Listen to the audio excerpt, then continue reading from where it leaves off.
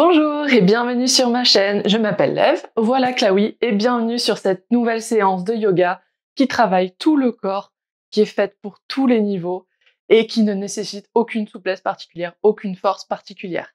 Bref, si tu as un corps, cette séance est faite pour toi. Alors viens, installe-toi confortablement et on y va!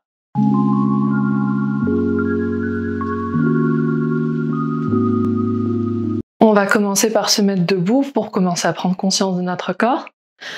Donc on va visser les orteils dans le sol et bien les ancrer fermement et se balancer tout doucement d'avant en arrière, juste pour sentir quels sont les 4 points dans les pieds qui nous permettent d'être bien ancrés, donc de chaque côté du petit éventail d'orteils, dans le talon. Et on va venir essayer de prendre appui sur ces 4 points dans le pied. On soulève les orteils et on essaye de les mettre en éventail si c'est possible. On pose les gros orteils d'abord si on peut. On ancre fermement et on repose les autres orteils. Et on va essayer de garder cette conscience dans les orteils, tout simplement parce que quand on ancre les orteils, ça nous permet en fait d'activer toute la chaîne des muscles qui se trouvent dans les jambes jusqu'au périnée. Donc on va venir activer notre périnée aussi, donc d'abord par ce mouvement-là, et puis en essayant ensuite de faire comme si on se retenait d'aller aux toilettes, et on doit sentir un léger mouvement, même pas mouvement, mais dynamique de quelque chose qui remonte vers le haut. Et ça, c'est votre périnée qui est activé.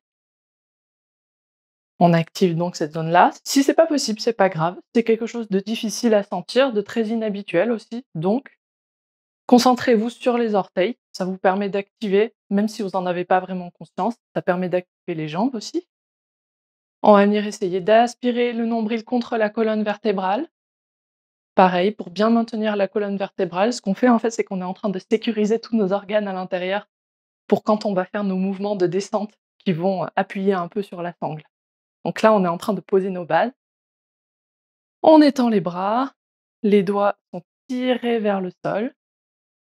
On ramène nos épaules en arrière, donc on tourne la paume vers le mur qui est face à soi, et comme ça nous permet de ramener les épaules en arrière. On essaie de décambrer un petit peu le dos, donc on aspire bien le nombril contre la colonne, ça va nous aider. On fait comme si un fil nous tirait depuis le haut du crâne, on grandit, on garde notre conscience dans les pieds aussi. Et on va venir se mettre à l'avant du tapis. Si on n'y était pas déjà, on reprend tous nos points qu'on a justement activés il y a 2 minutes et on va venir emmener les bras vers le haut. Pas besoin d'aller très très haut, vous pouvez vous arrêter avec les bras perpendiculaires. On expire et on vient poser ses mains sur les mollets, on laisse tomber la nuque, Uttanasana, la pince debout, on garde notre nombril aspiré. C'est le moment de reprendre conscience de nos points d'appui, de notre périnée du coup et de notre nombril. Puis on peut aller plus bas, on plie les genoux. Et on vient poser les mains sur le sol, donc on plie encore plus les genoux. On fait un grand pas vers l'arrière. L'autre jambe, on est en planche, on pose de suite les genoux à terre. On décrochette les orteils du sol. Et on plie un petit peu les coudes pour descendre. On essaye de les garder proches de la poitrine. Pas besoin de descendre loin. Et on repousse dans ses mains. On revient à 4 pattes. Et on vient creuser un petit peu les omoplates, le haut du dos. On crochette les orteils dans le sol.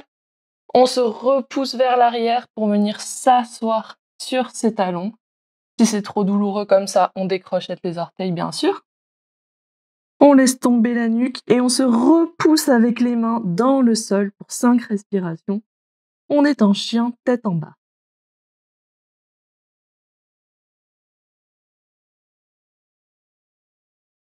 Donc là, on est vraiment dans une posture active, on n'est pas du tout dans la posture de l'enfant. Si c'est trop difficile, on pose ses avant-bras sur le tapis et on repousse avec les avant-bras. Vous êtes toujours en activité, en fait. Pas du tout une posture au rabais. On repousse les mains dans le sol. On va venir se remettre à 4 pattes, on crochette les orteils dans le tapis. On repousse avec ses pieds, les genoux se soulèvent. On est en chien tête en bas pour 2 secondes et on vient marcher jusqu'à l'avant du tapis. Genoux pliés, la nuque qui tombe, Uttanasana. Et on se redresse pour revenir ramener les mains vers le plafond. Et on revient en Samastiti, posture debout. Bravo pour cette salutation A. Prenez un moment pour recouvrir vos esprits. Elle est quand même physique, elle est éprouvante. Et vous avez fait déjà le plus dur qui est de commencer, donc bravo.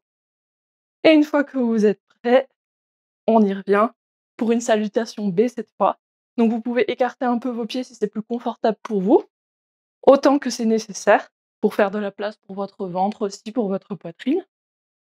On va venir emmener les bras vers le plafond et baisser les genoux comme si on voulait s'asseoir sur une chaise. Encore une fois, vous n'avez pas besoin d'aller très très bas, quelles que soient vos aptitudes et tout, c'est très bien tant que vous faites le mouvement. On aspire le nombril contre la colonne et on vient poser les mains sur le sol, on plie les genoux autant que nécessaire et on vient pousser avec ses paumes dans le tapis, grand pas vers l'arrière, planche. On pose les genoux à terre, on plie un peu les coudes, Chaturanga. On repousse dans ses paumes, on creuse les omoplates, chien tête en haut à 4 pattes. Et on vient crocheter les orteils dans le sol, on soulève les genoux, on se repousse dans les mains, chien tête en bas, et on va venir emmener un pied entre les poignets. Donc pour ça, si vous avez du mal, c'est normal, c'est une question d'articulation, c'est même pas forcément une question de souplesse. Donc on vient faire un grand cercle avec le pied à l'extérieur, vraiment du corps du tapis, et comme ça nous permet de le ramener derrière l'un de nos poignets sans problème. On se relève, on prend son temps pour se relever. Et on vient poser les mains sur les hanches. On essaie d'enfoncer un petit peu le talon dans le sol parce qu'en général, on a beaucoup de tension dans le talon derrière. Et ça permet de détendre un peu. Et là, c'est le moment en fait de regarder un peu ce qui se passe pour vous dans cette posture. Est-ce que vos hanches, elles sont en diagonale? Est-ce qu'au contraire, vous pouvez les ramener vers le devant? Quelle que soit la réponse, il n'y a pas de bonne réponse. Il n'y a pas de mauvaise réponse. Tout va bien, c'est juste une question d'observation. Maintenant, on va venir emmener un petit peu les bras vers le haut, pas besoin d'aller très haut, vous voyez, les miens, ils restent perpendiculaires au sol. On emmène ses mains sur le sol. On va venir ramener la jambe qui était devant derrière, planche, genou à terre. Chaturanga, on plie les coudes. On repousse, chien tête en haut. On crochette les orteils dans le sol, soulève les genoux, on pousse, chien tête en bas. Même chose de l'autre côté. Et rappelle-toi, si jamais tu veux pas faire l'autre côté pour telle ou telle raison, c'est ok aussi. Tu peux refaire le même côté. C'est pas grave si c'est pas symétrique en fait. Le corps humain n'est pas symétrique de base.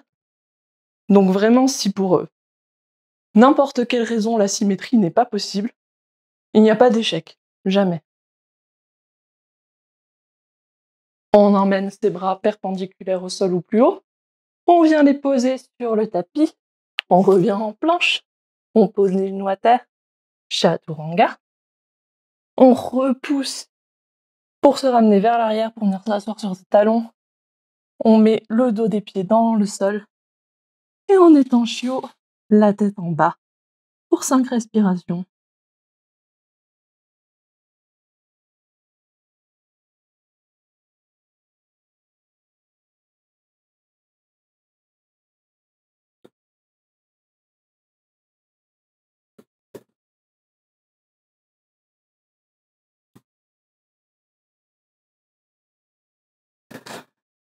On revient à 4 pattes, on recrochette les orteils dans le tapis, on pousse chien tête en bas et on vient marcher tout doucement, les genoux pliés comme on a besoin.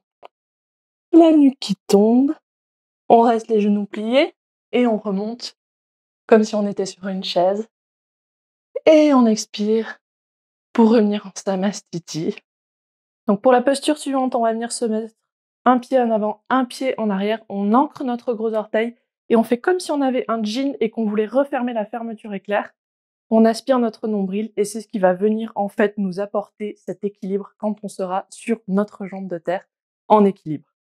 Donc on va venir se pencher légèrement en avant, les mains sur les hanches, on plie légèrement notre jambe de terre et on va venir soulever notre jambe qui était en arrière. On peut rester comme ça si on en a envie pour jouer avec notre équilibre. N'hésitez pas à vous adosser à un mur aussi, c'est très important si vous sentez que niveau équilibre c'est compliqué. Et on va venir emmener notre jambe arrière, enrouler autour de la jambe avant. On s'arrête là.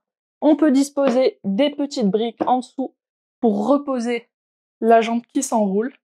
L'équilibre, il est toujours là. Vous êtes toujours avec cette jambe qui fait le travail. Vous êtes toujours avec cette sensation au niveau de la sangle abdominale qui vous tient. Vous pouvez étendre les bras de part et d'autre aussi si vous voulez ajouter. Si vous l'avez pas fait, c'est pas trop tard pour aller contre un mur. C'est jamais trop tard, même si vous avez commencé la posture. Vous n'avez pas signé de contrat en fait. Sitôt que vous sentez que vous avez besoin d'une variation, prenez la variation.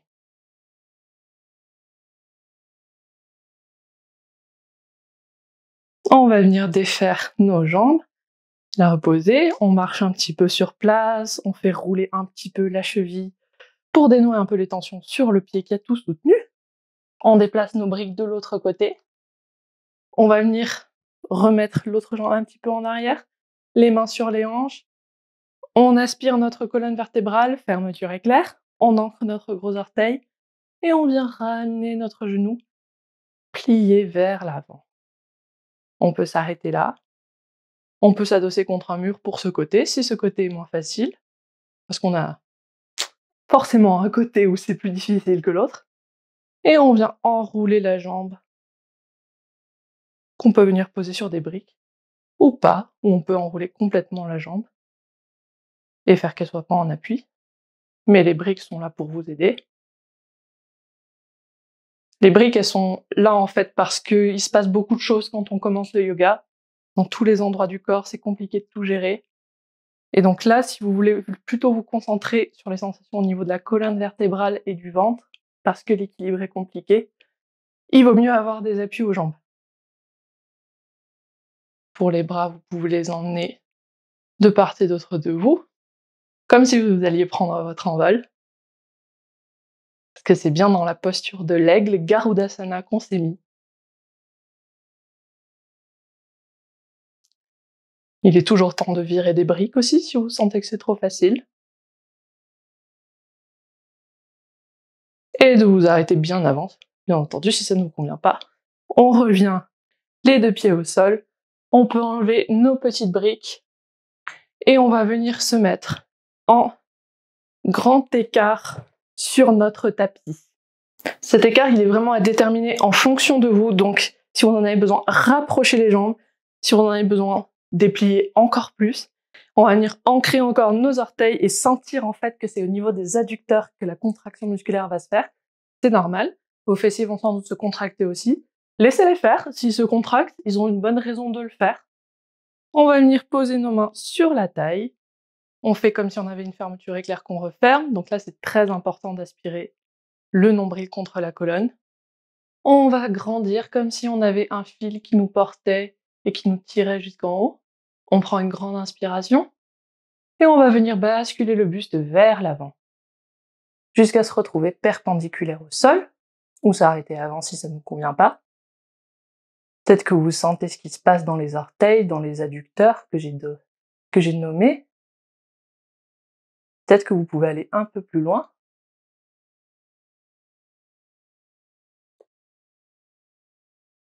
Sinon, tout va bien. Peut-être que vous pouvez jouer un peu aussi avec le placement de vos mains, les poser au sol si c'est plus simple, plus confortable pour vous. Que ça permet d'offrir un appui supplémentaire en fait, comme si vous étiez une table. Peut-être que vous voulez tester avec une main alternée l'une après l'autre. Si la posture statique est quelque chose qui vous embête, qui vous convient pas. On laisse tomber un tout petit peu la nuque. Rappelez-vous, vous pouvez aussi être contre le mur pour cette posture, pour supporter vos fesses.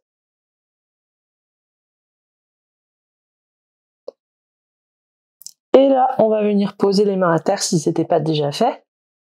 On va venir plier les genoux, très important pour remonter. On laisse tomber la nuque et on va venir remonter tout doucement. On remonte avec les genoux pliés. On déplie lentement la colonne vertébrale, vertèbre par vertèbre, et la tête en tout dernier. Voilà, Prasarita Padottanasana A. Bravo pour cette posture. On va venir refermer notre grand écart dont on n'a plus besoin. Pour la prochaine posture, on va venir se mettre pieds écartés au moins à largeur des hanches, mais prenez toute la place qu'il vous faut en fonction de votre morphologie, en fonction de la place que prend votre ventre et que prend votre poitrine. On va venir ancrer nos orteils dans le sol. On fait comme si on se retenait d'aller aux toilettes. On visse la fermeture éclair sur notre ventre, mains sur les hanches. On fait comme si un fil nous reliait au ciel, on se grandit. Et on va venir basculer le buste en avant. Pour Uttanasana, la pince debout. Une fois qu'on est plus ou moins perpendiculaire, on va venir plier les genoux pour voir jusqu'où on peut aller. Mais que oui. Jusqu'où on peut aller, en fait. Est-ce que c'est possible de venir toucher les cuisses avec la poitrine? Et est-ce que c'est possible de venir poser les mains à terre? Ce sera plus confortable d'avoir les mains à terre, même. Donc, n'hésitez pas à avoir vraiment les jambes très, très pliées. On laisse tomber la nuque pour Uttanasana. On n'hésite pas à repousser fermement dans le sol. Tous les muscles sont activés. Là aussi, vous pouvez vous mettre contre le mur pour supporter un peu vos fesses.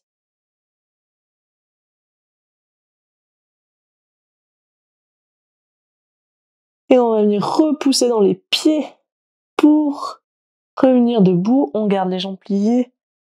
On se relève vertèbre par vertèbre, la tête en dernier, jusqu'à retourner dans notre position debout de départ, un Samastiti, pieds écartés, largeur de hanche. Une fois qu'on est revenu dans cette position debout, on va pouvoir ramener un tout petit peu ses pieds plus proches. On déporte un tout petit peu le poids du corps sur une jambe. On ancre fermement l'orteil.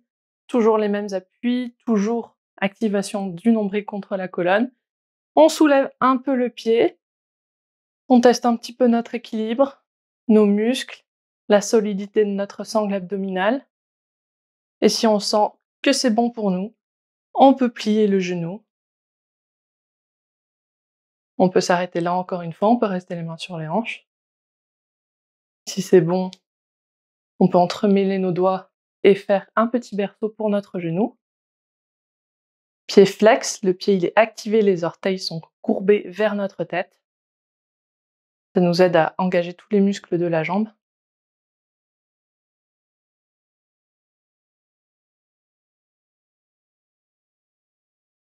Vous pouvez vous féliciter d'être arrivé jusque-là.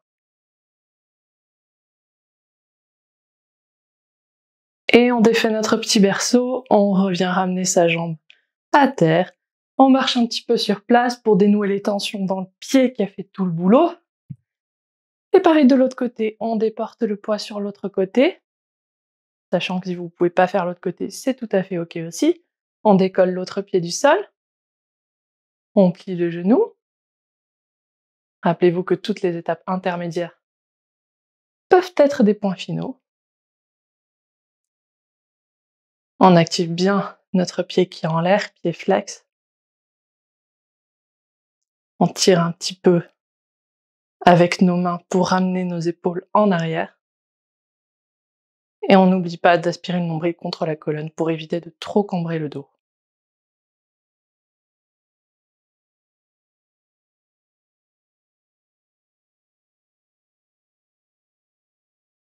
On peut libérer notre jambe. On ramène les deux jambes à terre, on marche un petit peu sur place. Et on vient s'asseoir sur notre tapis. On est donc en posture assis sur notre tapis, les jambes allongées. Vous pouvez garder les pieds liés ou écarter les pieds selon le confort que ça vous procure. On va venir poser ses mains près de soi et les enraciner dans le sol et pousser avec. Donc de part et d'autre des hanches ou un peu plus loin selon la longueur de vos bras, car aucun corps n'est identique et ne demandera les mêmes adaptations et les mêmes variations. Les orteils sont recourbés vers nous, ils sont flex et nos muscles sont activés. N'oubliez pas d'aspirer le nombril contre la colonne. Combien de fois je l'ai dit déjà? Est-ce qu'il y a un compteur pour ça? Faudrait mettre un compteur. Et en poussant dans les mains, en activant vos pieds, en fait, vous avez l'air d'être dans une posture assise qui n'a l'air de rien, mais vous activez tous vos muscles. Et vous êtes en Dandasana, la posture du bâton.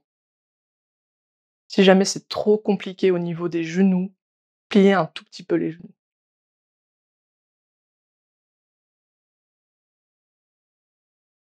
Le regard est dirigé vers le tapis devant vous. La fin de votre tapis plus précisément.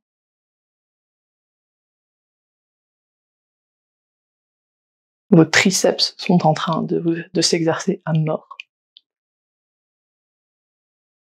N'hésitez pas à défaire un petit peu la pression sur les triceps, quand même on n'est pas aux Jeux Olympiques.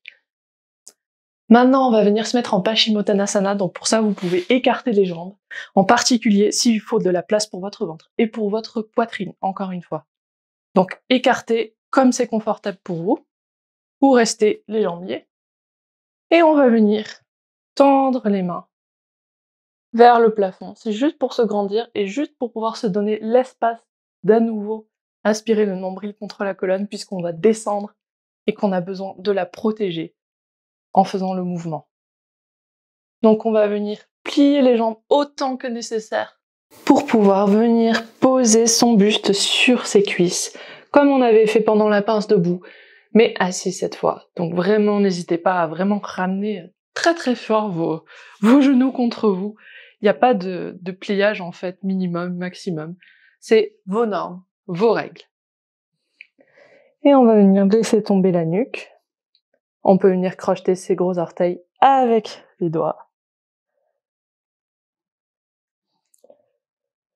Et on est en Paschimottanasana.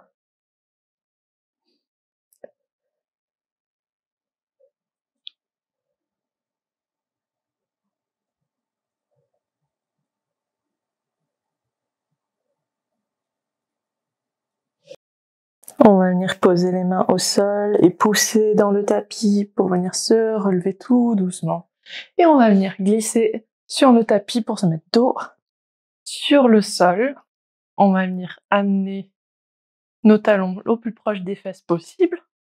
On va essayer de plaquer nos lombaires contre le sol et donc d'aspirer le nombril contre la colonne, ça va nous aider, surtout si on a tendance à avoir le dos un peu cambré. On pose nos paumes à plat contre le tapis, on essaie de plaquer nos épaules au sol aussi, on essaie de tout plaquer, vraiment. On pousse dans les pieds, on pousse dans les avant-bras, dans les triceps aussi, et on va venir soulever nos fesses au-dessus du sol. Demi-pont, pas besoin d'aller très haut, faut juste veiller à garder le nombril aspiré. Qu'est-ce que tu sens dans les épaules? Qu'est-ce que tu sens dans le ventre? Qu'est-ce que tu sens dans les quadriceps, les très gros muscles des cuisses? Et on revient sur le sol. On peut prendre 1 ou 2 respirations et on va remonter encore 2 fois comme ça. Peut-être que tu pourras remonter plus haut, d'ailleurs. On monte, on inspire. On aspire le nombril.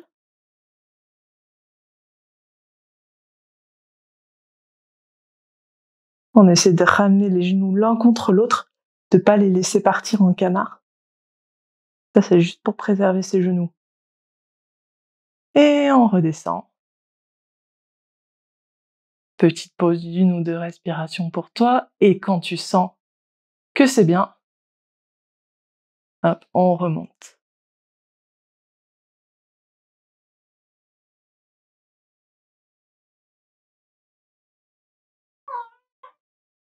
Oui, Claoui, tu peux venir. Et on descend. On va venir ramener les genoux contre soi, les entourer de nos bras pour faire un petit câlin. On ramène menton poitrine. On va faire un petit massage de la colonne vertébrale. On fait des petits cercles avec le dos.